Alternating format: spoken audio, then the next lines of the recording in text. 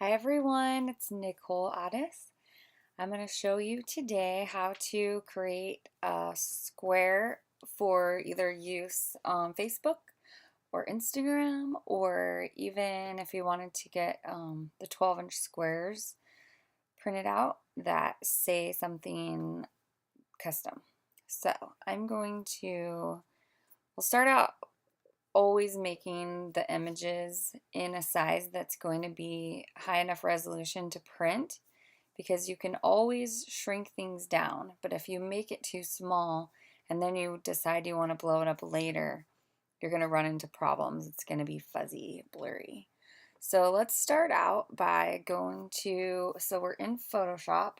We're going to create a new document. So we're going to go up to File, New, and then I'm going to make this 12 inches by 12 inches, and it's going to be 300 dots per inch.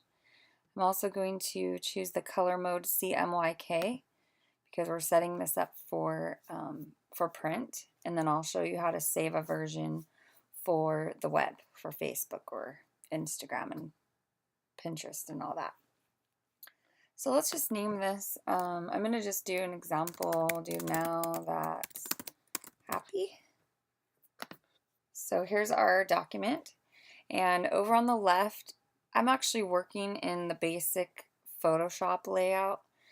So if you want it, it's called a workspace actually, but if you want, you can get in Essentials also.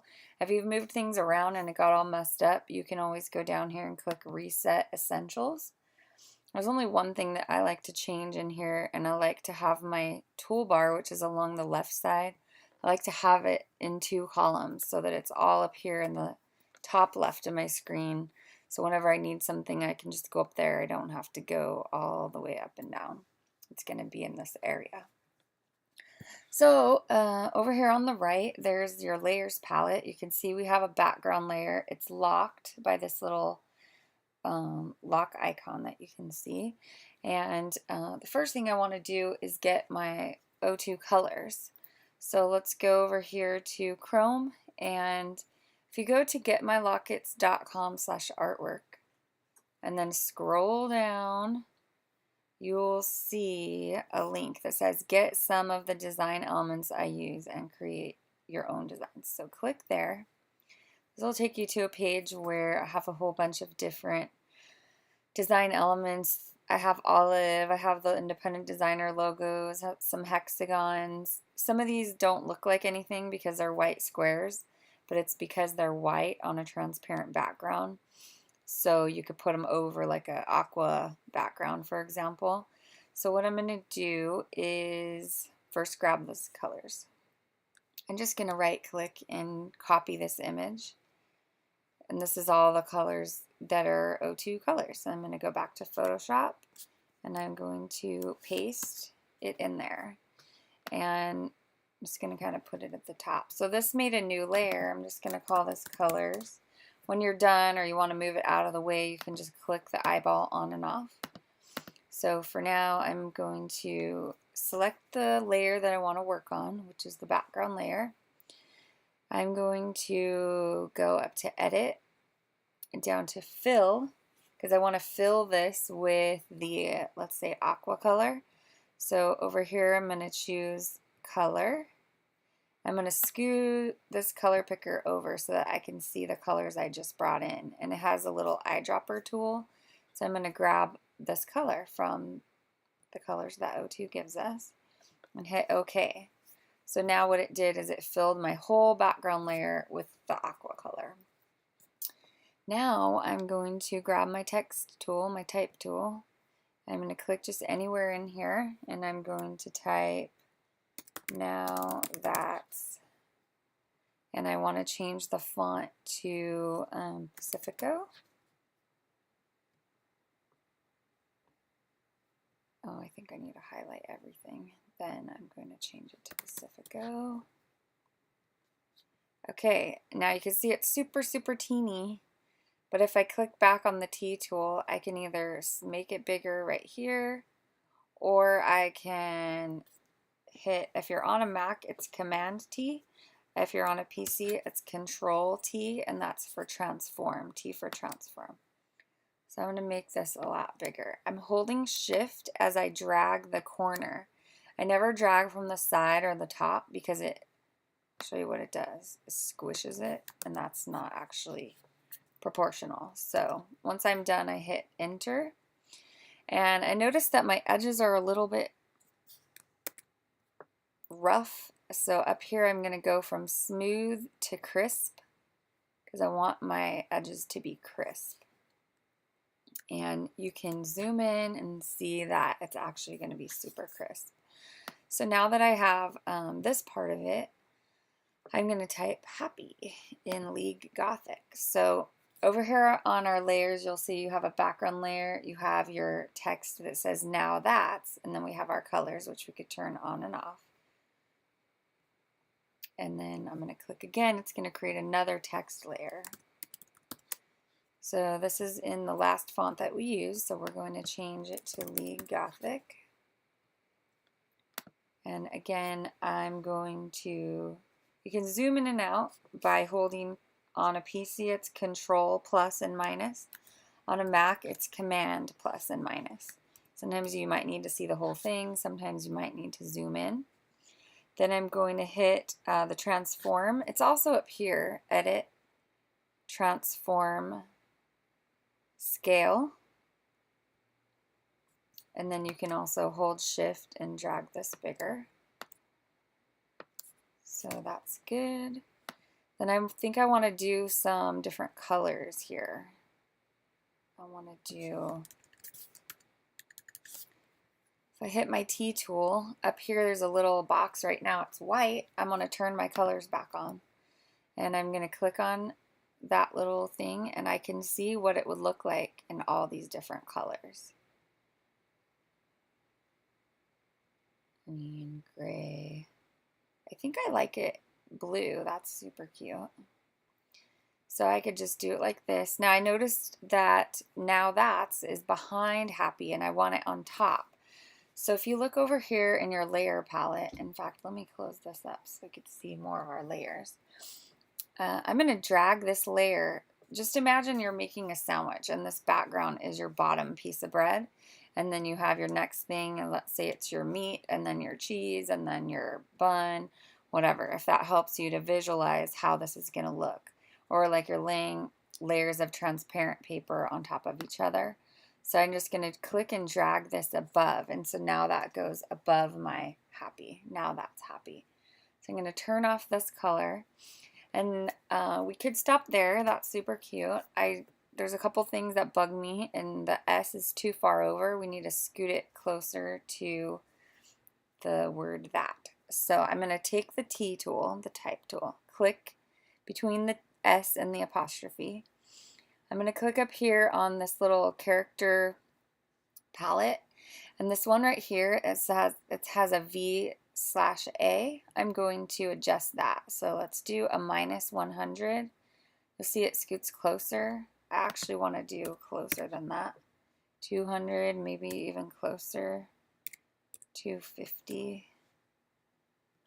Gosh, you just want to there we go. I think 300 is good.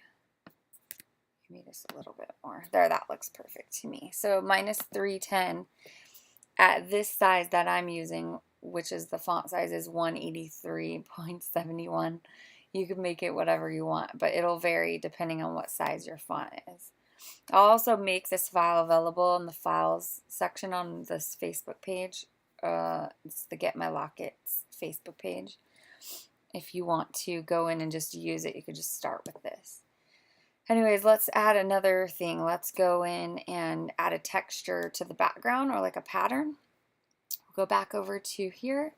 And I have a bunch of patterns. There's actually a hex pattern, which I put right here. You want to right click on it and save the link as. So I'm going to save this down to my desktop. And it's called White Hex Pattern PDF. Then in Photoshop, I'm going to File, Open. And I'm going to grab this white hex pattern that's on my desktop and open it. And actually, that's not a good way to do it. Let's try something different. Let's place it in here. And we want to crop to the art box. And then you can just drag this bigger and then hit enter. So now we have a white hex pattern layer. And let's make our opacity like 10%. That's too light. So a lot of times, depending on what color you're working with, you're going to have different opacities. So there's the hex pattern at 30. I think I'm going to try 20. That looks better to me.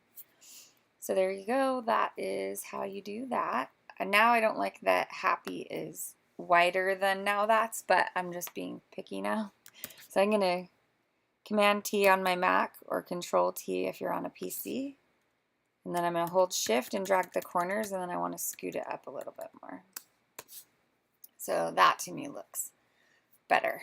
So now what I'm going to do is, there's 3 different file versions that I'm going to share with you. The first one is the Photoshop file, which is going to save your layers. So you could come back in later and work with it. This is what we're going to call our working file. So let's go File, Save As. We're going to save it to our desktop. Wherever you want to save it, I'm just saving it to desktop because I have so many folders on my computer. So we're going to call it the Now That's Happy. Let's call it an O2 square, and then Now That's Happy. So you want to make sure the layers is checked so it saves your layers, and you'll notice its extension is .psd. That's for Photoshop document. So we'll save that. And you can leave this checked, or you can hit don't show this again. It's fine, just hit OK. And now let's save the version that we would use to print from. Let's do File, Save As. And in the drop down box right here, you're going to choose a TIFF file. And the reason for that is when you send a TIFF file, there's no fonts included. It's all digital, it's all rasterized so that there's no issues when you upload it. You know that what it looks like is what it is. That's what you're going to get. So I always use that, and I turn off the layers for this so it flattens it all into one, and you can use that for ordering. So let's click on Save, and notice that the extension is .tif, and that's for tagged image file, which I don't know if that matters to you, but that's just what it is. So let's click on Save. And then I like to use LZW compression. It will make your files a lot smaller. And then all the rest of this you could just leave the same and click on OK. So now we have our print version. Now I'm going to show you how to save one for the web. This is going to be really big for the web. So when you go up to File and down to Save for Web, we're going to actually reduce the percentage that it's going to be. You'll see how huge it really is. It's not necessary for it to be this big. So what I like to do is make it about 1,000 pixels by 1,000 pixels. That's good enough for any monitor, any screen, and it's also small enough. It's 86K for a phone to download fairly quickly. And it's going to already save our format as an RGB, which is good for web. So let's click on Save, and then let's go to the desktop, and you'll see we have our TIFF there already, our PSD, and now we're adding our JPEG. So let's click on Save, and there it is there. So I can't think of anything else to share with you for this. Actually, there is one thing. Make sure you don't put your things too close to the edge, because it's going to be trimmed, especially if it's being printed. So something that you could do actually is when you're creating a document that's supposed to print at 12 by 12, it's a good idea to do it a little bit bigger. Probably should have started out that way, but you can File, New. Let's say you're doing a 12-inch print. I would just maybe do 13 inches and have your background or your texture, your pattern go, you know, an inch wider. That way, when it trims, it doesn't cut any of your image off. So that's about it. If you have any questions, please feel free to send me a PM or post a comment in this thread, and I can answer it so everyone else can see. I'm going to go ahead and post this Photoshop file in the files section right now. All right, thanks. Have an awesome day.